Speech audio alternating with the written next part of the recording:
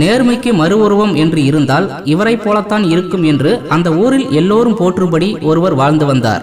லஞ்சங்கள் தலைவிரித்தாடும் ஒரு உயர்ந்த பதவியில் இருந்தபோதும் தன் உழைப்பு இல்லாமல் வருகின்ற ₹1 கூட தொட்டு பார்க்காதவர்.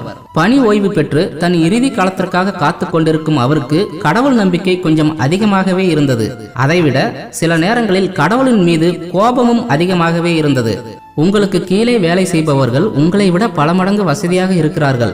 ஆனால் நீங்களோ நீதி நேர்மை என்று இப்படி இருப்பதாக மகன் சண்டை போடும் போதும், எவ்வளவு நல்ல வேலையில் இருந்தும் பிழைக்க தெரியாத ஏமாளி என்று சுற்றங்கள் குற்றம் சொல்லும் போதும் இறைவனிடம் தன் இயலாமையை கூறி கண்கலங்குவார். இவர் கண்ணீர் விடுவதை பார்த்து அவரின் முன்னால் தோன்றிய இறைவன், அப்பனே, உன்னுடைய மனக்கவலை என் மனதை உறுத்துகிறது. உன் கேள்வி என்னவென்று கேள், உனக்கு நான் பதில் தருகிறேன் என்று இறைவன் கேட்க, இறைவா, தப்பான வழிகளில் குறுக்கு வழிகளில் தங்கள் வாழ்க்கையை வாழ்பவர்கள் நன்றாகத்தானே இருக்கிறார்கள். இவர்களை பார்க்கும்போது நேர்மையாக வாழ நினைப்பவனும் கூட இவர்களையே ஒன்றும் செய்யாத கடவுள் நம்மை என்ன செய்ய போகிறார் என்று தவறான பாதைக்கு திரும்ப மாட்டார்களா? கெட்டவர்களை நீ தண்டிக்க மாட்டாயா என்று தன் மனக்குமுறலை கொட்டி தீர்த்தார். இறைவன் இதை கேட்டு வெகு நேரமாக அமைதியாகவே இருந்தார். பின்னர் ஒரு முடிவுக்கு வந்தவராக, சரி, நீ நாளை ஊரின் எல்லையில் இருக்கும் காட்டிற்கு வா, உனக்கு நான் பதில் தருகிறேன் என்று கூறிவிட்டு அங்கிருந்து மாயமானார். மறுநாள் இவர் காட்டிற்கு செல்வதற்கு முன்பே அங்கு இறைவனும் அவருக்கு கொஞ்சம் தொலைவில் 3 நபர்களும் நின்று இருந்தனர். இறைவன் இவரிடம், அங்கு இருக்கும் 3 நபர்களில் முதல் நபர் உங்களை போன்றே நேர்மையாகவும் மக்களுக்கு தன்னால் முடிந்தவரை உதவிகளை செய்பவர். 2வது நபர் சூழ்நிலைக்கு தகுந்தவாறு நன்மைகளையும் தீமைகளையும் செய்து கொண்டு வாழ்பவர், அதாவது பாவ புண்ணியங்களை சரிசமமாக செய்பவர். 3வது நபர் யாரை பற்றியும் கவலைப்படாமல் தனக்கு எது வசதியோ அதை மட்டும் செய்பவர், அதாவது மற்றவர்களுக்கு கிடைக்க வேண்டிய நியாயமான உதவிகளை கூட செய்யாமல் தீமைகளை மட்டுமே செய்வார் என்று 3 நபர்களையும் பற்றி இவரிடம் கூறிவிட்டு அந்த 3 நபர்களையும் அருகில் வருமாறு இறைவன் அழைத்தார். அருகில் வந்தவர்களிடம், இங்கு தேவையான அளவு கூடைகளும் தண்ணீரும் இருக்கிறது. நீங்கள் ஒவ்வொருவரும் ஒரு நபருக்கு 15 நாட்களுக்கு தேவையான பழங்கள் கிழங்குகள் என்று இந்த காட்டில் கிடைக்கும் அனைத்து உணவுப் பொருட்களையும் சேகரித்துக் கொள்ளலாம். சூரியன் மறைவதற்குள் நீங்கள் சேகரிக்கும் உணவுப் பொருட்களை சிறையில் இருக்கும் 3 நபர்களுக்கு கொடுக்கப்படும். அதை போலவே நீங்கள் சேகரிக்கும் பொருட்கள் எவ்வளவு என்று நான் கணக்கிடவோ அல்லது சோதனையிட மாட்டேன் என்று கூறிவிட்டு அவர்களை காட்டிற்குள் அனுப்பி வைத்தார். முதல் நபர் யாரோ உண்ணப்போகும் உணவுதானே என்று எண்ணாமல் நல்ல கனிகளையும் 15 நாட்களுக்கு தாங்கும் வகையில் பாதி காயாக இருக்கும் கனிகளையும் தேடி தேடி சேகரித்தான். கிழங்குகள், முந்திரி கொட்டைகள் என்று உடலுக்கு சக்தி தரக்கூடிய எல்லாவற்றையும் சேகரித்தான். 2வது நபர் இதை நாம் உண்ணப்போவதில்லை என்று பாதி பழங்களையும் கொஞ்சம் கிழங்குகளையும் சேகரித்தான். சேதமடைந்த எளிதாக கிடைக்கக்கூடிய உணவுகளை மட்டுமே அதிகமாக சேகரித்தான்.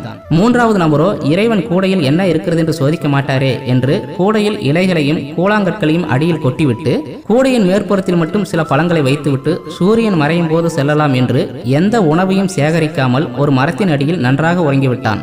சூரியன் மறைய மூவரும் காட்டின் எல்லைக்கு வந்தனர். மூவரும் சேகரித்த உணவுகள் தனித்தனி அறையில் வைக்கப்பட்டன.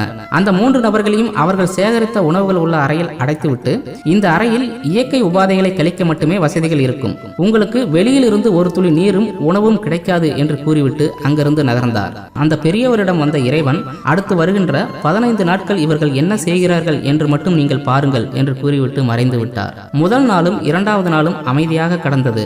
அதற்கடுத்த நாட்களில் 3வது நபரின் அலறல் சத்தம் நாளுக்கு நாள் அதிகரித்துக் கொண்டே வந்தது. வசதியாகவே இருந்து பழகியவர் இப்போது உண்ண உணவு இல்லாமல் குடிக்க நீர் இல்லாமல் கதறி துடித்தார். 2வது நபரோ ஒரு வாரம் எப்படியோ சமாளித்து விட்டார். அதன் பிறகு தான் சேகரித்த பழங்களில் உள்ள கொட்டைகளையும் அதன் பருப்புகளையும் உண்டு சமாளித்துக் கொண்டிருந்தான்.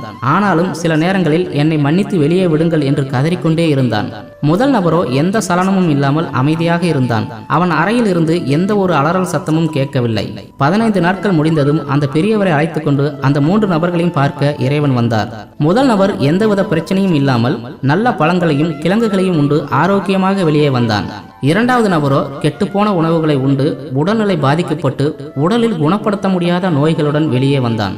3வது நபரோ யாரோதானே உண்ணப் போகிறார்கள் என்று இலைகளையும் கூழாங்கற்களையும் சேகரித்ததால் உண்ண எதுவும் இல்லாமல் இலைகளை உண்டு குடிக்க நீர் இல்லாமல் உயிரை இழந்தான்.